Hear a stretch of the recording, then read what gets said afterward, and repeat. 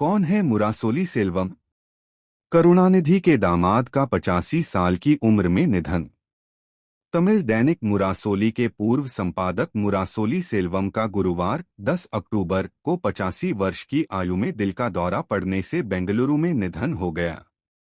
मुरासोली तमिलनाडु की क्षेत्रीय party Dravid Munnetra Kazhagam DMK का आधिकारिक मुखपत्र है।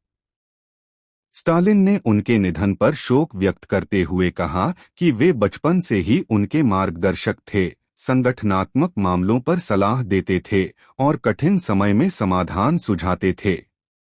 डीएमके के नेता के रूप में मेरे विकास के दौरान वे मेरे साथ कंधे से कंधा मिलाकर खड़े रहे। 1992 में वे तमिलनाडु के इतिहास में पहले संपादक बने जिन्हें विधानसभा की बार में फटकार लगाई गई। ऐसा सदन के विशेषाधिकारों का कथित रूप से उल्लंघन करने के लिए विशेषाधिकार समिति के एक फैसले के बाद हुआ।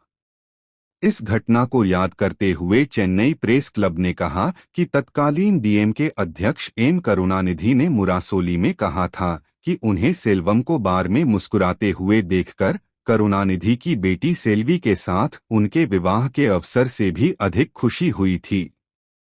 उन्होंने कहा, हम मुख्यमंत्री एम.के. स्टालिन सहित सेल्वम के परिवार के प्रति अपनी हार्दिक संवेदना व्यक्त करते हैं। उन्होंने कलैगनार के विचारों को आकार दिया। सीएम स्टालिन ने कहा कि सेल्वम ने मुरासोली को प्रभावी ढंग से चलाने और करुणानिधि के विचारों को आकार देने की जिम्मेदारी अपने कंधों पर ली। उन्होंने कहा, उन्होंने कलैगनार के विचारों को आकार दिया। सेल्वम को कलैगनार, करुणानिधि अक्सर अपनी पहली स्टालिन ने कहा, उन्होंने कलैगनार और मुरासोली मारन के विचारों को आकार दिया। उन्होंने लोकतंत्र की आवाज के रूप में काम किया। सेल्वम, जो सिलंधी मकड़ी के नाम से लिखते थे, मुरासोली के लिए सक्रिय रूप से काम करते थे।